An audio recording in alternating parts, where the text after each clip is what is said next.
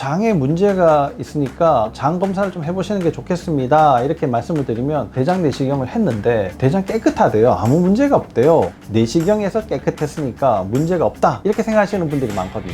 몸을 망가뜨리는 시작이 될 수가 있는 거예요. 암 생길 때 걱정이 돼가지고 항암 치료를 하는 사람이 누가 있습니까? 생리를 할 때 아프면 안 되는 겁니다. 생리할 때 아픈 원시인 보셨어요? 그런 거 없거든요. 안녕하십니까, 마음 편한 유해과 김준영입니다.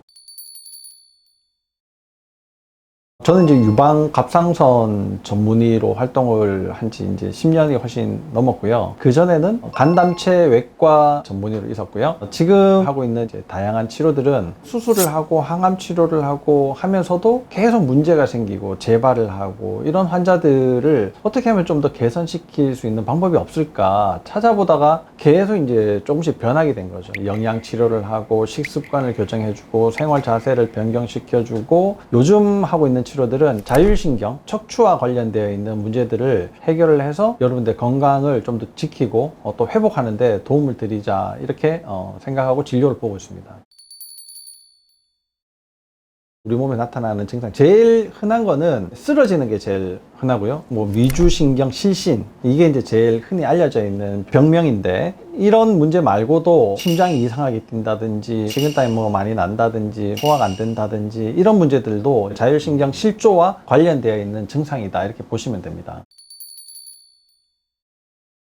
자율신경 기능의학이라는 걸 제가 이제 지금 진료를 하고 있는데요. 기능은 테스트를 해봐야 되거든요. 어떤 상태인가. 물론 외형도 중요하죠. 뭐 다 찌그러진 차가 잘 달린다 그래서 살 수는 없는 거 아닙니까? 기능도 이제 같이 확인해 봐야 된다는 거죠. 그래서 많은 분들이 이제 착각을 하고 계시는 게, 장에 문제가 있으니까 장 검사를 좀 해보시는 게 좋겠습니다, 이렇게 말씀을 드리면 대장 내시경을 했는데 대장 깨끗하대요. 아무 문제가 없대요. 그런데 정작 본인은 소화가 안 돼요, 뭐 변비가 있어요, 늘 체해요, 가스가 차요, 이런 이야기들을 하면서도 내시경에서 깨끗했으니까 문제가 없다, 이렇게 생각하시는 분들이 많거든요. 그런 분들은 형태만 보고 기능은 별로 고려하지 않았다, 이렇게 생각을 하시면 됩니다. 그러다 보니까 CT, MRI, 엑스레이 이런 것들은 형태를 보는 검사들이거든요. 기능은 알 수 없음에도 불구하고 그 형태를 보고 기능을 이제 유추해 내는 거죠. 그런 측면에서 봤을 때 척추의 밸런스가 아주 중요하거든요. 근데 그 밸런스가 어떻게 잡혀 있나는 CT랑 MRI로는 정확하게 알 수 없고, 전 척추 엑스레이 사진을 찍는 게 훨씬 더 이제 도움이 됩니다.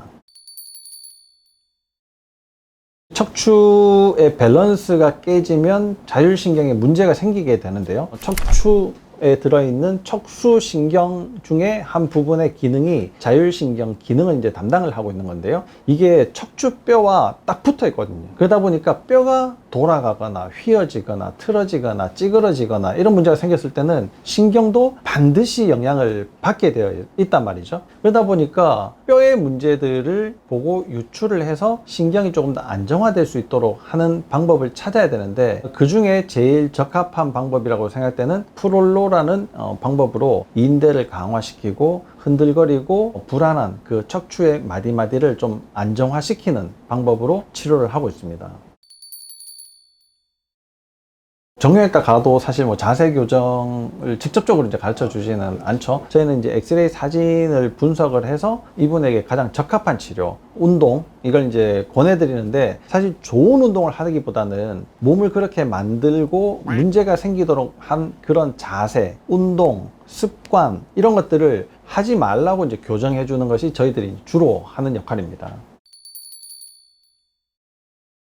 엄청 많죠. 소화가 이제 잘 안 되는 분들, 특히나 이제 기능의학이라는 분야에서는 장의 문제들을 해결하는 것이 치료 효과를 상승시키는 아주 중요한 부분이기 때문에 장 문제를 굉장히 중요하게 다루거든요. 그런데 제가 이제 자율신경이라는 것을 알게 되고, 자율신경을 기능의학이라는 치료에 다 이게 포함을 해서 자율신경 기능의학이라고 지금 치료를 하고 있는데, 이 자율신경 자체가 장 운동을 원활하게 이제 해주는 역할을 한단 말이에요. 그게 잘 안 되거나, 아니면 자율신경에 문제가 생겨서 장으로 가는 혈액순환이 나빠지거나 했을 때 소화는 당연히 안 되겠죠. 변비, 설사는 뭐 당연히 문제가 생길 거고요. 뭐 먹으면 체하는 문제 당연히 이제 생길 수가 있는 겁니다. 그러다 보니 자율신경의 문제를 어떻게 해결하느냐가 장치료의 가장 큰 관건이라고 생각하고 지금은 이제 치료 방법으로 접근을 하고 있는 거죠. 자율신경이 나빠지면요, 어떤 문제가 생기냐면은 내 몸의 스트레스 저항력이 떨어져요. 무슨 문제가 생겼을 때 용기를 내고 의욕을 내 가지고 그걸 극복하려고 하는 그 마음도 물론 중요하죠. 그런데 몸이 따라줘야지 그걸 하죠. 몸과 마음이 다 좋아져야 되는데 몸이 엄청 건강한 사람들은요,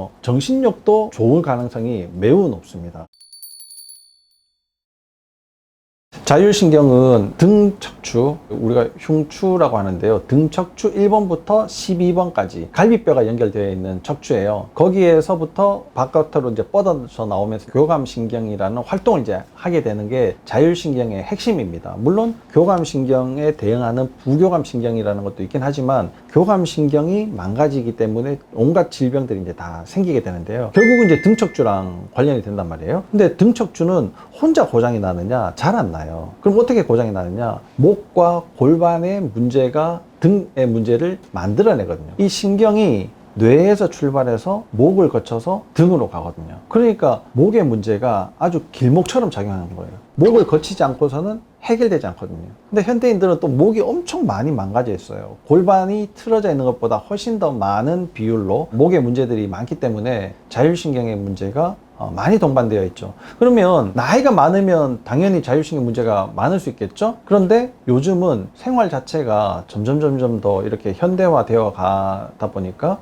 젊은 사람들이 비중은 훨씬 더 높아요. 근데 몸이 약한 어린애들은 훨씬 더 심각한 문제를 어릴 때부터 갖게 되거든요. 이제 20대가 되고 30대가 되면 훨씬 더 이제 곤란한 문제들로 이제 이어질 가능성들이 매우 높다, 이렇게 생각하시면 됩니다. 관리를 하시기 전에 내 몸 상태가 어떤지를 확인해 보는 것이 가장 이제 첫 번째입니다. 우리 보통은 바르게 앉아라, 자세를 바르게 해야 된다, 똑바로 서서 어깨를 펴고 이렇게 다녀라, 이렇게 이야기를 하잖아요. 근데 병원에 와서 이제 전 척추 엑스레이 사진을 찍을 때 다 똑바로 서서 찍거든요. 그런데 척추가 다 틀어져 있습니다. 휘어져 있고 돌아가 있고 삐그덕거리고 놀라시는 분이 거의 70~80%예요. 그러다 보니까 그런 상태를 모르고 아무리 바른 자세로 운동을 한다라는 게 몸을 망가뜨리는 시작이 될 수가 있는 거예요. 그래서 관리를 하시려면 내 몸 상태부터 먼저 확인해 봐라 라고 꼭 말씀을 드리고 싶네요. 엑스레이 사진을 이제 우리는 해마다 찍어 보거든요. 얼마나 변했는지, 무슨 문제가 또 생겼는지, 좋아졌는지 나빠졌는지를 이제 확인하게 되는데, 암 생길 게 걱정이 돼가지고 항암 치료를 하는 사람이 누가 있습니까? 그런 것들은 예방이 아니라 치료잖아요. 내가 예방을 한다는 것은 전혀 다른 영역이 되는 거고요. 이 예방을 꾸준하게 유지하면 질병을 막을 수도 있지만, 질병이 생겼을 때 이 예방으로 쓰는 방법들을 철저하게 했을 때 치료 효과까지 있거든요. 그래서 저는 제가 우리 병원에서 하고 있는 이 치료를 그대로 제 몸에 다 적용을 하면서 제 건강 관리를 하고 있습니다. 생리를 할 때 아프면 안 되는 겁니다. 생리할 때 아픈 원시인 보셨어요? 그런 거 없거든요. 근데 현대인들은 생리를 하면서 고통을 겪게 되는 경우들이 굉장히 많이 있어요. 대부분은 자율신경에 일단 문제가 있는 건데요. 일단 골반이 틀어져 있기 때문에 그렇습니다. 골반은 허리에 영향을 주게 되고요. 허리는 또 흉추의 하부 쪽에 영향을 주게 되는데, 문제를 찾아가지고 하나하나 이제 교정을 하면 생리통이 많이 줄어들거나 아니면 없어지는 분들도 있고요.